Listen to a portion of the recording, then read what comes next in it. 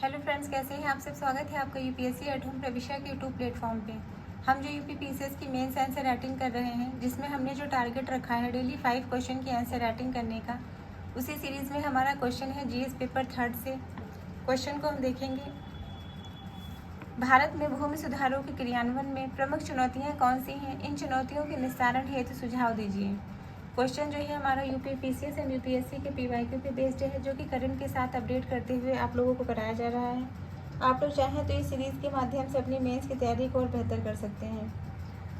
तो सबसे पहले हम इसका इंट्रो देखेंगे। इंट्रो में क्या बताया गया है कि भूमि सुधार से तात्पर्य भूमि के स्वामित्व, कानूनों, विनियमों आदि में सुधार के द्वारा उचित एवं न्यायसंगत भूमि वितरण को सुनिश्चित करना है, जिससे भूमि का अधिकतम उपयोग संभव हो सके। मतलब क्या करना है, इसके अंतर्गत बताया गया है कि भूमि के स्वामित्व कानूनों और नियमों में सुधार करके भूमि का उचित और न्यायसंगत तरीके से भूमि को वितरित किया जाए, जिससे भूमि का अधिकतम से अधिकतम उसका उपयोग हो सके। भारत में भूमि सुधार के प्रमुख घटक क्या हैं? पहला क्या है? जमींदारी उन्मूलन। दूसरा है बिचौलियों का उन्मूलन। थर्ड क्या है? सहकारी खेती को बढ़ावा, काश्तकारी विनियमन, भूमि सीमा का निर्धारण, जोतों की चकबंदी। ये जो है इनके माध्यम से भूमि का सुधार किया जा सकता है। ये भूमि सुधार के प्रमुख घटक हैं। भारत में स्वतंत्रता के पश्चात भूमि सुधार कार्यक्रमों को बड़े उत्साह के साथ प्रारंभ किया गया, जिससे सकारात्मक परिणाम प्राप्त हुए, परंतु इसके पूर्ण सफल होने में आज भी अनेक चुनौतियां विद्यमान हैं। भारत में भूमि सुधार अनुच्छेद 7 के तहत राज्य सूची का विषय है। मतलब इसमें बताया गया है कि जो भूमि सुधार है वह किसका विषय है? वह जो है स्टेट मतलब राज्य सूची का विषय है। अतः अलग अलग राज्यों में भूमि सुधार अलग अलग है। मतलब राज्यों के हिसाब से भूमि सुधार जो कानून है वो अलग अलग राज्यों में अलग अलग हिसाब से दिया हुआ है। इसमें क्या बताया गया है कि भारत में कृषि भूमि की अस्पष्ट कीजिए। जमींदारी एवं नौकरशाही के मध्य गठजोड़ के कारण कानूनों एवं क्रियान्वयन में कठिनाई होती है। भारत में कृषि योग्य जो भूमि है उसकी स्पष्ट व्याख्या की गई है। दूसरा क्या है? जमींदारी और नौकरशाही के मध्य गठजोड़ के कारण कानूनों का जो क्रियान्वयन है उसमें कठिनाई देखने को मिल रही है, क्योंकि जमींदारों और नौकरशाहों के मध्य गठजोड़ है।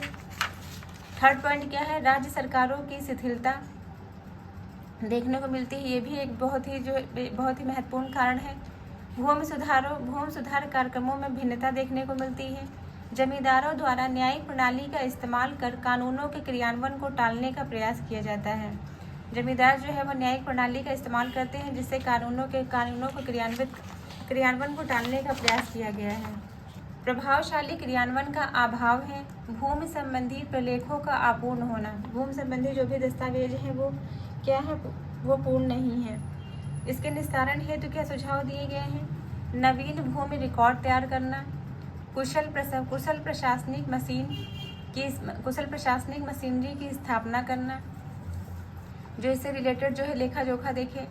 खेतिहर श्रमिकों के संघ की स्थापना करना, वित्तीय संसाधनों का प्रबंधन किया जाना, भूमि सुधार कानूनों का प्रचार प्रसार करना। भूमि सुधार से संबंधित जो है कानूनों का प्रचार प्रसार किया जाएगा, जिससे जो वहाँ की जो जनता है वो उसके बारे में जागरूक हो सकेगी, उसे अपने राइट पता चलेंगे। भूमि सुधार कानूनों को समयबद्ध पूर्ण करने का लक्ष्य निर्धारित करना। मतलब जितने टाइम में जो उसे पूरा करना है उसका जो है लक्ष्य निर्धारित करना। तो ये हमने इसके निस्तारण के लिए कुछ सुझाव देखे। अब हम इसका कंक्लूजन देखेंगे कि भूमि सुधारों के क्रियान्वयन में यद्यपि खामियां मौजूद हैं, किंतु केंद्र और राज्य सरकार के द्वारा इस संघर्ष में समन्वित प्रयास किए जा रहे हैं, जिससे सार्थक परिणाम प्राप्त होंगे। तो ये हमारा क्वेश्चन कंप्लीट होता है, जो कि हमने लिया था जीएस पेपर 3 से।